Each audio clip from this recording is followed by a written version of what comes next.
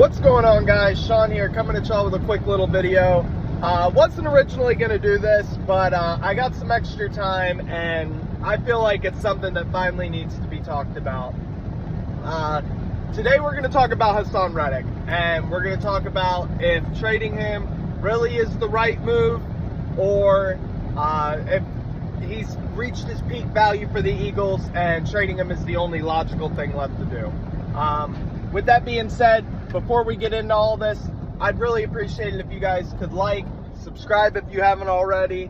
Thank you for coming into my channel. Thank you for clicking on this video.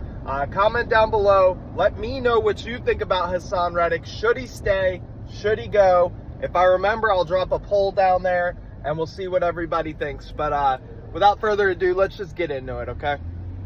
Now, Haason Reddick signed a 3-year deal with us. It put him in like the top 15 maybe in terms of paid pass rushers per year, bonus, all that, you know. It was an amazing deal, okay? He obviously had double-digit sacks with Arizona, Carolina, and then has come in and had 2 years with double-digit sacks with us. If I remember correctly, he's like 31, maybe. He's not old, you know, he's not BG. You know, so the production is there. You know, you look for production before you sign someone, yeah. You know, he's been incredibly productive the past couple years. You look at the locker room presence, you know, a little bit at the end of the year. I think he rubbed some coaches and a little bit of ownership and some of them the wrong way. But overall, he's been great. You know, he's never been a hindrance. He's never hindered. Is that how you say that? Yeah, probably. Something like that. He's never hindered our locker room, you know? So you check off, you know, that box there. So, you know, when you're looking at positives and negatives, you know, the negatives are you have to pay him and his age. The positives are productivity and locker room. The problem with that, when you're looking at it from the Eagles' standpoint, is they have Brandon Graham, who brings the locker room presence. They have Huff, who they think is going to bring the production. You know, and then those guys are a mix of contract and all the other things that we just talked about. You know what I mean? So, you know, you're going to lose a 10-plus sack a year guy in Haason Reddick. There's no doubt about that. But you're expecting Jalen Carter to take a leap. You're expecting Jordan Davis to take a leap. You're expecting Bryce Huff to come in and make an immediate impact. You're expecting 5 sacks out of Brandon Graham as a rotational piece. You've restructured Josh Sweat, which means you trust his knee, at least for this year. And you trust him to be the player that you know he's been before.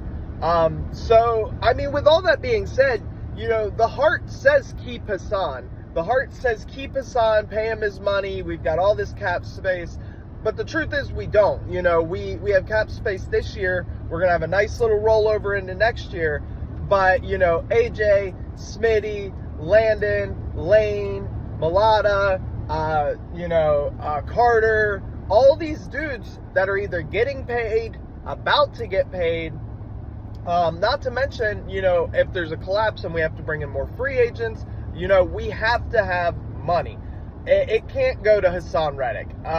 You know, you look at our dead money over the past couple years, we've always got dead money on the books. You look at this Bradbury deal. When we finally get rid of him or find a way out of it, there's going to be dead money from this deal. You know, we're trying to save that. Haason Reddick gives you a chance at a clean break. A trade clears so much cap space for this year, next year, and the year after. And yes, you lose that productivity. You are losing a ton in Haason Reddick. Don't let this video make you think that I am okay with losing Haason Reddick. I'm just judging it from both sides. You know, and I think what it boils down to is they're comfortable letting him go. I think they're comfortable with the Eagles defense in a post-Haason Reddick, you know, life. You know, I think that's the way they view it. I also think that, you know, Micah Parsons is getting traded to Philly. Maybe not this year, maybe not right now, but I think one way or the other, Parsons becomes an Eagle. I think that's the other reason you're okay with letting Haason go, because you know you don't want to pay him now and you don't want to pay him in 3 years, because in 3 years, you're going to be paying Jalen Carter, Micah Parsons, you know, you're not going to have the money for it.